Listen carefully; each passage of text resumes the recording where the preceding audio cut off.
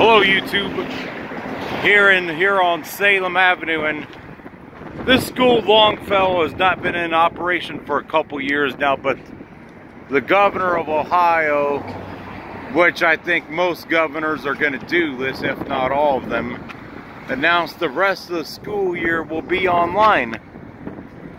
Given that this school has not been in operation for a while, this is a beautiful school, by the way. Unique carvings and our things just built solid as a rock. The crooks at Dayton Public Schools closed this school a couple years ago, and they're going to try and eventually give their construction buddies a handout. Please oppose that. And I think, in regards to how the poor and the homeless have been handled in this crisis, this would have been a good shelter area for some of the homeless, because it is my belief, here's the school name right here, yep, Longfellow Learning Center. I mean, it is my belief St. Vincent de Paul should not be the only ones in this area allowed to operate a homeless shelter. There's too much abuse that happens when you only allow one group to operate a shelter, and there needs to be some other groups willing to step up and fill the vacuum, especially if this virus is as bad as they say it is, which I don't think it is, and you guys could frickin' debate me on that. I don't give a fuck. I'm not a medical professional or anything, but this whole thing has just been way overblown, and they don't really care about anybody's, well-being. So something like this would have been a good shelter to have used for people, padlock, like that's gonna really stop anybody from getting through the gate. Yeah, right, people. But I'd love to see the inside of the school, but I'm not breaking into the property. But yeah, so this is basically what DPS is basically left to rot.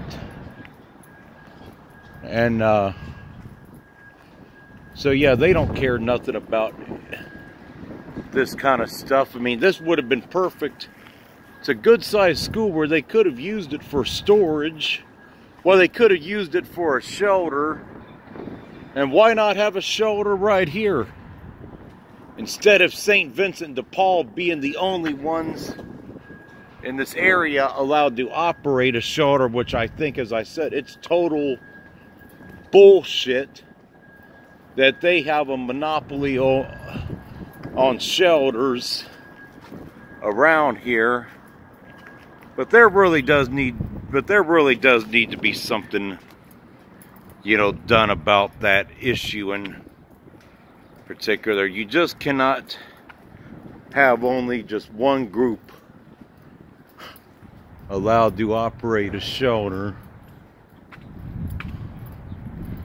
but yet nothing's done about it. Not a thing.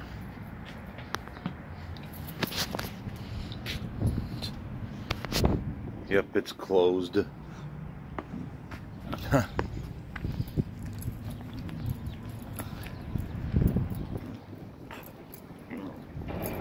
Somebody scrapped a bike on the sidewalk. So yeah, I mean, this would have been a great idea, because there's too many people out here riding the buses right now with this whole pandemic. And there's no reason why they could not have used this as a shelter to get the people off the streets during this time. And those people, and I was talking about St. Vincent de Paul, the people that say, oh, go to the shelter, they're so uneducated, because the shelter that they have is ran poorly. Money gets stolen, stuff gets stolen. I've known people that have been there. So anybody that says, go to the shelter, you're a fucking dumbass. I just saw a report that there was one prison in Ohio where there was 73% of all inmates have this whole coronavirus crap. And so why would they want to, why would people want to go to a shelter that's filthy, that's dirty, that's dingy? As I said, that's not going to keep people away from getting in here if they really want to. But people aren't going to go to a filthy, dingy, drug-infested shelter where everything, you know, gets stolen and you're around a high concentration of dummies. And listen, the shelter is no different than fucking jail, people. It's a communal living environment. You got 300 or 400 guys in there living in close proximity to each other. And it's just, people are not gonna, nobody wants to go to some filthy shelter, but at least something like this, they could at least have another group that would run it and at least have it be more, you know, where they could get St. Vincent de Paul away from running the shelter. And listen, St. Vincent de Paul is not a totally bad organization.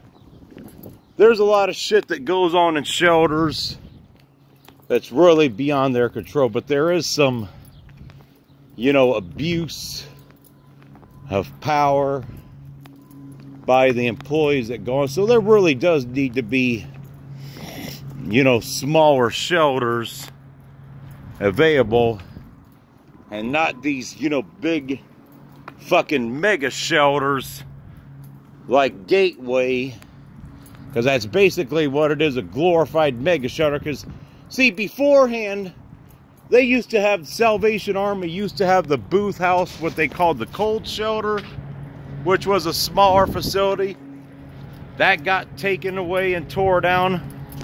So there used to be some options. My thing is to like the Salvation Army thing. And you know what? Shame on the person that's in charge of the local Salvation Army here that closed the Kroc Center, that left these poor and homeless people with nowhere to go. Because that was a place they could go to for shelter during the daytime and get away from things and to have some shelter. So shame on that person who's in charge of the local Salvation Army here, who wasn't humane enough to keep their doors open for people that are in dire need. Because, I mean, I know plenty of homeless people. This is catastrophic. You know, the situation this has put homeless people in. I was on the bus the other day, and which I've been seeing this a lot. The homeless people are just riding the buses around, you know, more and more, because there's nowhere for them to go right now. So guess what? So if this virus is as bad as they say it is, they need to be opening buildings like this and get them off the streets where they're not in some filthy shelter, and to limit the amount of people that are in here. But, you know, I'm seeing this more and more as more homeless people are, you know, charging their phones on sides of buildings, downtown, also in the city. They're riding buses around because there's just nowhere for them to go right now. And just nothing is being done about this. And to the city leaders, they really need to think about how they're going to handle the homeless in this kind of situation. Because it's really a tragedy, you know, to just shut everything down and to not give any consideration to the most vulnerable people in our society.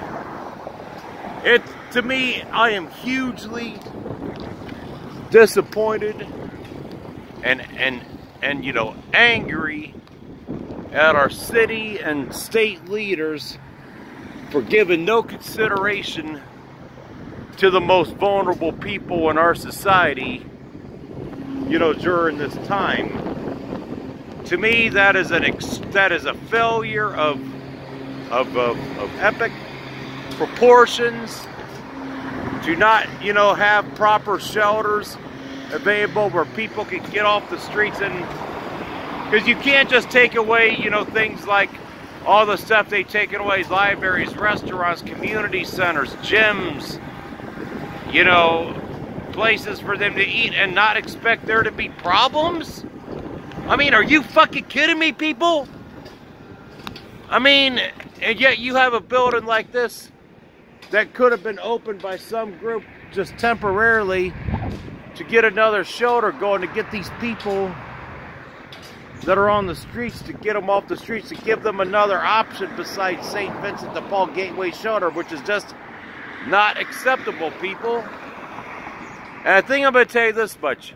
You know, call Dayton Public Schools and all this other stuff. Call St. Vincent de Paul, call Salvation Army, and demand that there's buildings like this that are used for alternate shelters where they're not having to go to filthy places like Gateway. But anyway, YouTube, enough of this rant for this one. I'm going to end this video here.